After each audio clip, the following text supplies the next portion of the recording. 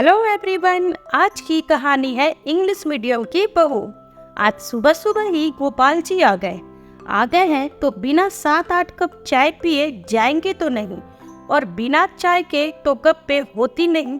गोपाल जी शंकर जी के पुराने दोस्त हैं। रोज सुबह आ जाते हैं शंकर जी के पास गप्पे मारने, क्योंकि अब बुढ़ापे में इनके पास गप्पे मारने के सिवाय और कोई काम तो होता नहीं है। बस सुबह हुई और कब रात पता नहीं। आज के गप्पे का विषय था शुभम की शादी। चाय की पहली चुस्की लेते हुए गोपाल जी बोले, शंकर, अब तेरे शुभम की शादी की उम्र हो गई है, क्यों नहीं कोई अच्छी सी लड़की देखकर शादी कर देते हो? भाभी होती तो अभी तक शुभम के हाथ पीले कर देती। भाभी को गुजरे 5 साल हो चुके हैं, अब घर में एक बहू की आवश्यकता है। बहू आ जाए, घर के सारे काज काम संभाल ले तो मोनिका बिटिया के भी हाथ पीले कर दिए जाए। तभी मोनिका किचन से बोली, अंकल, लगता है आपको आज 1 कप ही चाय पीना है। शंकर जी और गोपाल जी मोनिका की बातें सुन हंसने लगते हैं। तभी शंकर जी कहते हैं, आजकल के बच्चे कहाँ हमारी पसंद की लड़की से शादी करने वाले हैं, उनको तो डिस्को में जाने वाली टपर टपर इंग्लिश बोलने वाली लड़की चाहिए। हमारी भाषा और हमारी संस्कृति की कहाँ पड़ी है। मैं तो सोचता हूँ कि शुभम से पहले मोनिका की शादी कर दूं। तभी मोनिका फिर से चीखती हुई बोली, पापा, आपका आज का नाश्ता बंद। आज नाश्ते में बस गोपाल अंकल के गप्पे ही खाना। गोपाल जी बोले, पहले बहू आ जाए तो सही रहेगा, नहीं तो तुम्हारे और शुभम के खाने पीने की दिक्कत आ जाएगी। जानकी भाभी होती तो बात अलग थी। फिर भी शंकर जी बोले, नहीं गोपाल, बहू कैसी आएगी कैसी नहीं मुझे नहीं पता। मोनिका और उसका रिश्ता कैसा होगा मालूम नहीं। अपने मरने से पहले मोनिका की शादी कर दूं तो मैं निश्चित मर पाऊंगा। और शुभम का, उसके बारे में क्या सोचा है? कुछ नहीं, वो भी तो तेरी औलाद है। गोपाल जी अपने मित्र को बड़ी ही उत्सुकता से पूछा तो शंकर जी ने कहा, उसकी पसंद की लड़की मिले तब तो ठीक है। अब मोनिका बिटिया के लिए रिश्ते देखता हूँ। आखिर बीए पास कर लिया है बिटिया ने और घर के सारे कामकाज भी अच्छे से जानती है। फिर शुरू हुआ मोनिका के लिए अच्छे रिश्ते की खोज। महीना दिन बीतते बीतते मोनिका के लिए अच्छा सरकारी नौकरी वाला लड़का मिल गया। सब खुश थे इस रिश्ते से, बस मोनिका ही नहीं, क्योंकि सब कुछ अच्छा था। पर लड़के की माँ थोड़ी नकचढ़ी थी। लड़के की माँ ने कहा, मुझे अच्छी, सुंदर, पढ़ी लिखी, इंग्लिश बोलने वाली और 10 लोगों के बीच मुख्य दर्शक बनकर बैठी ना रहे, ऐसी मेरे पसंद की लड़की चाहिए। जिस कारण मोनिका इस रिश्ते से खुश नहीं थी। मोनिका ने अपने पापा से कहा, मैं नहीं करूंगी ऐसे घर में शादी जहां मुझे 100 पीस बना कर रखा जाए। लड़के की पसंद से नहीं, लड़के की माँ की पसंद से चलना पड़े। आज माँ होती तो कभी नहीं करती ऐसे घर में मेरी शादी। इतना कह मोनिका अपने पापा और गोपाल अंकल के सामने ही रो पड़ी। आज मोनिका का रोना शंकर जी और गोपाल जी को जैसे कोई चोट दे गया। फिर मोनिका की शादी की बात दोबारा हुई ही नहीं और गोपाल जी का भी गप्पे मारने आना बंद ही हो गया। पूरे 6 महीने बाद गोपाल जी शुभम के लिए रिश्ता लेकर आए। लड़की के तौर तरीके, पहनावे, सब कुछ अलग था। शंकर जी और मोनिका को तो खास अच्छी नहीं लगी, पर शुभम इंग्लिश मीडियम वाली लड़की की बायोडाटा और फोटो देख बहुत खुश हुआ और उससे शादी के लिए हाँ कर दी। शंकर जी ने कहा, जब बेटा खुश तो हम भी खुश, और शुभम की शादी सोनी नाम की लड़की से हो गई। मोनिका बहुत खुश थी कि चलो अब घर में मेरे अलावा और भी तो कोई होगा जो हमारी गप्पों में हमारा साथ देगा। मैं और भाभी मिलकर पूरे घर का अच्छे से ख्याल रखेंगे। और ढेरों सारे सपने मोनिका ने अपने भाभी को लेकर देखे। शुभम की शादी के बाद गोपाल जी अगली सुबह फिर अपने गप्पों की दुकान लेकर शंकर जी के पास आ गए। मोनिका भी खुशी मन से उन दोनों के लिए चाय ले गई और वो भी अपने पिता और गोपाल अंकल के साथ बैठ गप्पेड़ों का मजा ले रही थी। उतने में गोपाल जी ने एक ऐसी जोक सुनाई कि तीनों ठहाके लगाकर हंस पड़े। हंसी की आवाज सुनते ही नई नवेली बहू बिना किसी लाज शर्म के नाइट ड्रेस पहने हुए ही सामने हॉल में आ जाती है और बोलती है, ये क्या है? आप लोगों का कोई और काम है या नहीं? सुबह सुबह बस गप्पे मारने हैं। यहाँ तो मुफ्त की चाय मिलती है, जिनको मन किया मुंह उठाए चले आए। सारी नींद खराब हो गई। बोलते हुए सोनी अपने कमरे में वापस चली गई। आज गोपाल जी को सोनी की बात सुन बहुत दुख हुआ और वो उठ वहाँ से जाने लगे। तभी मोनिका ने कहा, अंकल रुक जाइए, भाभी अभी नहीं है, उन्हें नहीं पता आप कितने खास हैं इस घर के लिए, मैं उन्हें समझाऊंगी, इस तरह नाराज होकर मत जाइए। तभी शंकर जी ने कहा, तू ही तो लाया था ना इंग्लिश मीडियम बहू का रिश्ता, तो अब भुगतो। गोपाल जी अपनी दोनों हाथ जोड़ते हुए कहते हैं, मुझे माफ कर दे शंकर, जितनी जल्दी हो सके बिटिया की शादी कर दे। इतना कहा गोपाल जी जो गए कि फिर वापस शंकर जी की दहलीज पर कदम ही नहीं रखा। सोनी के आने से पहले ही दिन से गप्पे मारने की दुकान बंद हो गई। हॉल से शंकर जी अपने कमरे में शिफ्ट हो गए, क्योंकि वो बहू पर किसी तरह का रोक टोक नहीं लगाना चाहते थे, इसलिए सामने हॉल में बैठे रहना उन्हें उचित नहीं लगा। अपने ही घर के एक कोने में सीमित हो गए शंकर जी। बेटे बहू किसी भी वक्त आते जाते, उन्हें कोई मतलब नहीं था। सोनी को पब जाना, पत्ते खेलना बहुत पसंद था। शुरू के दिनों में किसी ने सोनी से कुछ नहीं कहा, पर एक दिन सुबह सुबह ही पब के लिए निकल गई और सुबह अपने ऑफिस के लिए। इधर घर का सारा काम मोनिका ने अकेले ही संभाला। शुभम घर लौट आया, लेकिन सोनी अभी तक नहीं आई थी। रात के 11 बज चुके थे। मोनिका ने जब अपने भाई से पूछा कि भाभी कब तक आएगी, तो शुभम लगभग गुस्सा होते हुए मोनिका से कहा, तुम्हें इससे क्या मतलब है, उसकी जिंदगी है, जैसे उसकी इच्छा वैसे रहेगी, तुम अपने काम से मतलब रखो। अपने भाई के मुंह से ऐसी बात सुन मोनिका को तो जैसे झटका सा लगा। उसे तो नींद तक नहीं आ रही थी। तभी रात के 2 बजे डोरबेल बजी। शुभम पूरी नींद में था, इसलिए उसकी नींद नहीं खुली। फिर से दोबारा डोरबेल बजी तो मोनिका अपने कमरे से दरवाजा खोलती है तो देखती है कि सोनी पूरे नशे में धुत दरवाजे पर खड़ी है। जैसे ही सोनी की नज़र मोनिका पर पड़ती है, सोनी बिना कुछ सोचे समझे मोनिका पर बरसने लगती है। इतनी देर क्यों लगाई दरवाजा खोलने में, मैं कब से बेल बजा रही हूँ। मोनिका ने जैसे ही अपनी भाभी को जवाब देना चाहा, तभी शंकर जी उसे चुप रहने का इशारा करते हुए कमरे में चले जाने को कहा। उस दिन शंकर जी को बहुत दुख हुआ। अगली ही सुबह शंकर जी अपने सारे रिश्तेदारों को फोन घुमाया और मोनिका की शादी के लिए अच्छा रिश्ता बताने को कहा। 2 महीने के अंदर ही मोनिका की शादी कर उसे विदा कर निश्चिंत हो गए शंकर जी। बेटी को विदा करते ही शंकर जी बिल्कुल अकेले हो गए। जब मोनिका थी तब खाना समय पर मिल जाता था, पर अब तो सोनी के भरोसे शंकर जी का खाना भी समय पर नहीं होता था, जिस कारण उनकी तबीयत खराब होनी शुरू हो गई। तब शुभम ने सोनी से कहा कि घर से बाहर मत जाना, क्योंकि पापा की तबीयत ठीक नहीं रहती, उनके साथ घर पर ही रहना जरूरी है। इस बात पर सोनी और शुभम की लड़ाई हो गई, तो सोनी ने घर पर ही अपने पत्तों की महफिल सजा ली। अपनी सारी पब की फ्रेंड्स को बुलाकर घर का माहौल पूरी तरह से बदल दिया। जोर जोर से गाना बजाकर पत्ते खेल शराब के नशे में चूर थी। शंकर जी ये सब देख अंदर ही अंदर टूटते जा रहे थे। सुबह के नाश्ते के बाद दोपहर का खाना भी शंकर जी को नसीब नहीं हो पाता। अपने बेटे का आने का इंतजार करती। जब शुभम ऑफिस से आता तो देखता कि पूरा घर शराब की बोतलों से बिखरा पड़ा है और सोनी बेसुध सी हॉल के सोफे पर पड़ी है। कहीं गिलास पड़ा है तो कहीं पत्ते पड़ी हैं। किचन में जाकर देखता है तो खाना में कुछ भी नहीं बना है। फिर बाहर से ऑर्डर कर खाना मंगवाता है और अपने पिता के लिए खाना लेकर उनके कमरे में जाता है तो देखता है कि उसके पिता अपनी पत्नी और बेटी की तस्वीर लिए आंखों से आंसू बहा रहे हैं। अपने पिता के कंधों पर हाथ रखकर कहता है, खाना खा लीजिए पापा। लेकिन शंकर जी बोलते, मुझे भूख नहीं है, तुम ले जाओ अपना खाना। शुभम किसी तरह अपने पिता को मना कर खाना खिला देता है। फिर अगली सुबह सोनी और शुभम का झगड़ा हो जाता है। अब तो एक भी दिन ऐसा नहीं होता जिस दिन सोनी और शुभम का झगड़ा ना हो। और सोनी शुभम से कहती है कि मेरे बाहर जाने पर भी तुम लोगों को चुभता है और बाहर नहीं जाने देते हो, और घर पर हूँ तो भी चुभ रहा है। आए दिन शुभम और सोनी का झगड़ा होता रहता है। तभी शुभम को यूएस बिजनेस ट्रिप के लिए जाना होता है। शुभम के जाते ही सोनी की तो अपनी मनमानी शुरू हो गई। सुबह होते ही सोनी पब के लिए निकल जाती और देर रात तक आती। उसे शंकर जी के खाने पीने की कोई चिंता नहीं थी। अब शंकर जी बहू के घर से निकलते ही अपना खाना खुद ही बना रहे थे।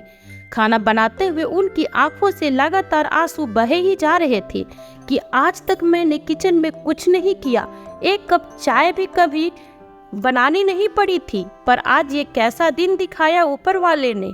जब तक पत्नी और बेटी मेरे साथ थी तो एक गिलास पानी भी लेकर नहीं पीना पड़ा मुझे।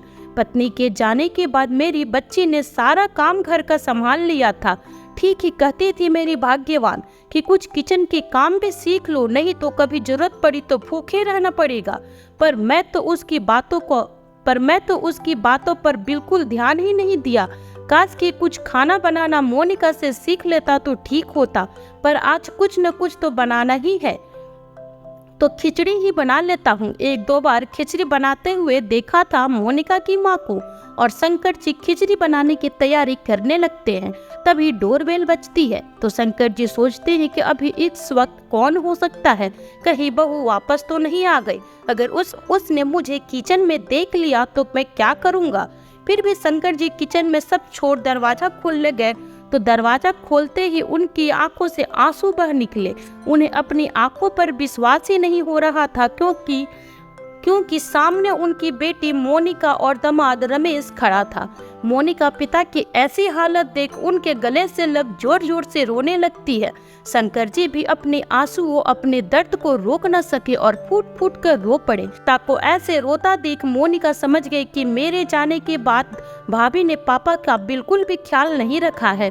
अपने पिता को चुप करा कमरे में ले जाकर बैठाती हुई मोनिका ने अपने पिता से पूछा, क्या हुआ है पापा। तब शंकर जी ने मोनिका से सोनी की सारी करतूत बता दी। मोनिका ने अपने पिता को आश्वासन दिया कि आप चिंता मत कीजिए, इस बार मैं आई हूँ तो भाभी को सबक सिखाकर ही जाऊंगी। फिलहाल आप नाश्ता कीजिए, देखिए मैं आपकी पसंद के छोले पूरी लाई हूँ। अपने पति और पिता को नाश्ता दे मोनिका जब किचन में गई तो उसने देखा कि उसके पिता ने खिचड़ी बनाने की तैयारी की है। न चावल धोया है और न ही दाल, नमक की जगह चीनी की डिब्बी निकाल कर ऊपर रखी है। सब्जियां भी बिना धोए बड़ी बड़ी काट रखी है। ये सब देख मोनिका वही किचन में खड़ी फूट फूट कर रो पड़ती है। रोते हुए अपने आप से कह रही थी, मेरे जाते ही मेरे पापा को कितनी तकलीफ हो गई। आखिर क्यों करते हैं लोग बेटे की शादी, इसलिए ना कि बुढ़ापे में दो रोटी शांति से मिलती रहे। काश कि भैया पापा की पसंद की किसी संस्कारी गुणी लड़की से शादी करता तो आज पापा को ये दिन देखना नहीं पड़ता। पर उन्हें तो अपने टक्कर की इंग्लिश मीडियम की पार्टी करने वाली लड़की चाहिए थी। अब खुद भी भुगत रहे और पापा भी। ये सब सोचते सोचते ही मोनिका ने अपने पापा की रखी चावल दाल से ही खिचड़ी बना दी और दोपहर के खाने में परोसा। खिचड़ी देख शंकर जी कुछ बोलने को हुए, तभी मोनिका बोली, पापा मैंने आपके लिए कुछ सोचा है। क्या सोचा है तुमने पापा के लिए, रमेश ने मोनिका से पूछा। तो मोनिका ने कहा, पापा हम घर पर एक काम वाली बाई और एक खाना बनाने वाला शेफ रख देते हैं, इससे आपको किसी पर आश्रित नहीं रहना पड़ेगा। नहीं बेटा, जब तक कोई हमारे घर में नहीं आता है तब तक हमारी घर की इज्जत बची है। ऐसे ही हमारा घर शहर से दूर है तो किसी का आना जाना नहीं है, और इसी कारण मैं भी कहीं किसी के पास नहीं जाता। नहीं तो जो तुम्हारी भाभी की हरकतें हैं पूरे समाज में हमारी बदनामी होगी, इसलिए मैं घर पर कोई काम वाली नहीं रख सकता। ठीक है पापा, तो मैं आपको कुछ खाना बनाना सिखा देती हूँ जिससे आपको आसानी होगी। जब कभी भाभी खाना नहीं बनाएगी तो आप खुद ही बना लेना। फिर उसी दिन शाम से मोनिका अपने पापा को खाना बनाने की ट्रेनिंग देना शुरू करती है। सबसे पहले शंकर जी को उनकी पसंदीदा सूजी के हलवे बनाना सिखाती है और किचन के सभी मसालों की पहचान करवाती है। तभी रमेश भी वहां आ जाता है और अपनी पत्नी मोनिका से कहता है कि मुझे भी खाना बनाना सिखा दो पापा के साथ। तुम जब कभी मुझसे नाराज हो जाओगी तो मैं खुद ही बनाकर खा लूंगा। रमेश की बात सुन सभी हंसने लगते हैं। अपने पिता के चेहरे पर हंसी देख मोनिका को बहुत संतुष्टि मिलती है। रात के 11 बज जाता है लेकिन सोनी अभी तक घर वापस नहीं आती है। तो शंकर जी मोनिका से कहते, बेटा तुम जाओ सो जाओ, बहू आएगी तो मैं दरवाजा खोल दूंगा। लेकिन मोनिका को कहाँ नींद आने वाली थी। जैसे ही रात के 2 बजे डोरबेल बजी, मोनिका तुरंत उठी और दरवाजा खोलने गई। शंकर जी ने मना भी किया लेकिन मोनिका तो जैसे अभी ही अपनी भाभी को सबक सिखा देगी, इसलिए वही दरवाजा खोली। सोनी तो नशे में इतनी धुत थी कि उसे पता ही नहीं चला कि दरवाजा किसने खोला। किसी तरह वो अपने कमरे में जाकर सो गई। मोनिका सोनी को टोकने वाली थी, तभी शंकर जी ने कहा, अभी वो होश में नहीं है, उससे बात करने का कोई फायदा नहीं है, सुबह बात कर लेना। सुबह के 10 बज गए, लेकिन सोनी अभी उठी नहीं थी। तो मोनिका ने ही सुबह का नाश्ता बनाया और अपने पापा को भी सिखाया। तभी सोनी उठकर जैसे ही किचन में आई तो मोनिका को देख हैरान हो गई और पूछी, तुम कब आई? आपको होश रहे तब तो आपको पता चलेगा कि घर में कौन आता है कौन जाता है।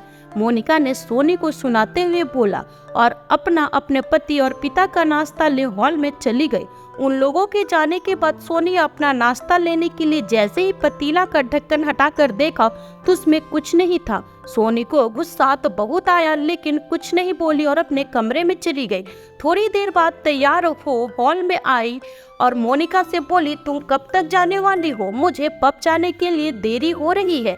इतना सुनते ही मोनिका अपना गुस्सा रोक नहीं पाई और सोनी का हाथ पकड़ जोर से घुमाते हुए बोली, बस आपका बहुत हुआ भाभी, ये ऐशो आराम की जिंदगी। यहाँ पापा अकेले घर पर रहकर अपना खाना खुद बना रहे हैं और आपको पब जाने की पड़ी है। माना कि ये आपके पिता नहीं है, पर आपके कुछ लगते तो है, इनके प्रति आपकी कोई जिम्मेदारी तो है। भैया आपके भरोसे पापा को छोड़ यूएस गए हैं, उनको जब पता चलेगा तो आप सोच लीजिए आपका क्या होगा। भैया ने आपको कभी भी ऐश मौज करने से नहीं रोका, बदले में बस इतना चाहते हैं कि आप पापा का ख्याल रखें, लेकिन आपसे इतना भी नहीं हुआ।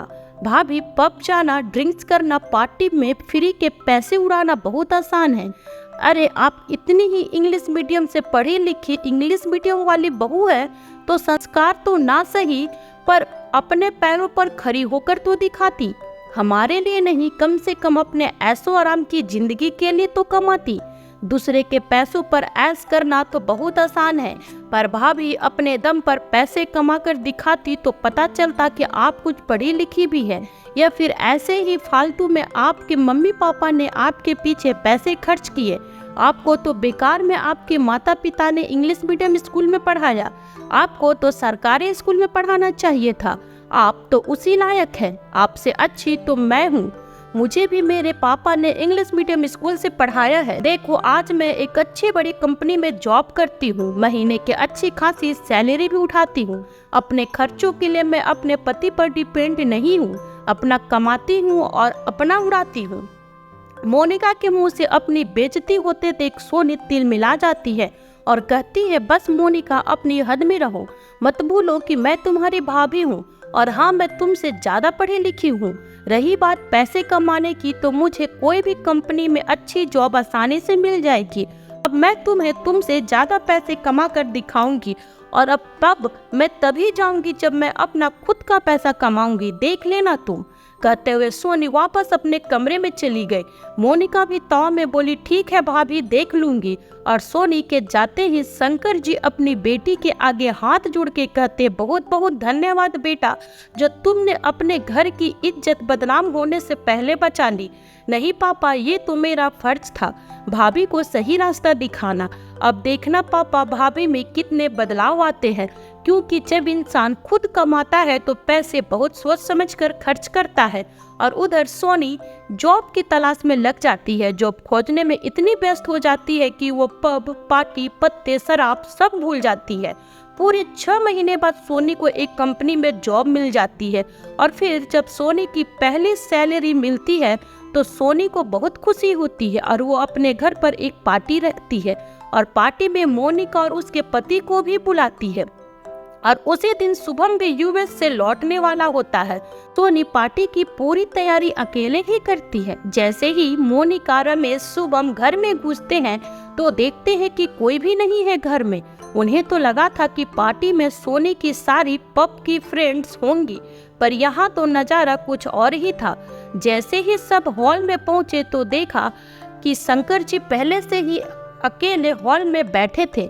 मोनिका उनसे कुछ पूछती उससे पहले ही उसकी नज़र सोनी पर पड़ी। सामने से आती सोनी को देख पूरे परिवार वालों की आंखें फटी की फटी रह गई, क्योंकि आज पहली बार सोनी ने एक बहू की तरह सुंदर सी साड़ी पहनी थी और हाथ में गाजर के हलवे का ट्रे लिए सबके सामने आई और हलवा सबके हाथों में दिया। फिर शंकर जी को पैर छूकर आशीर्वाद लिया। यह सब देखकर सबकी बोलती ही बंद हो गई। फिर सोनी मोनिका के पास गई और उसके गले लगकर बोली, बहुत बहुत धन्यवाद ननद जी। अगर तुम मुझे कमाने के लिए चैलेंज नहीं करती तो मुझ में ये बदलाव नहीं आता। अब मुझे पता चल गया कि पैसे कमाने में कितनी मेहनत लगती है, कमाए हुए पैसों को फालतू खर्च करने में कितना मोह लगता है। इसलिए आज से मैंने पब जाना, पार्टी करना, पत्ते खेलना और शराब पीना छोड़ दिया है। क्या? शुभम ने बहुत ही आश्चर्य से पूछा। पर मैं तो इंग्लिश मीडियम वाली बहू के लिए इंग्लिश शराब लाया था यूएस से। और सभी खिलखिलाकर हंस पड़ते हैं। तो दोस्तों, कैसी लगी आपको आज की कहानी कमेंट करके जरूर बताइएगा। साथ ही लाइक एंड सब्सक्राइब करना बिल्कुल ना भूलें। आप हमारी कहानी कहां से देख रहे हैं प्लीज कमेंट करके जरूर बताइए। फिर मिलती हूँ आपसे न्यू वीडियो में एक नई कहानी के साथ। तब तक अपना ख्याल रखिए और स्वस्थ रहें। Bye bye.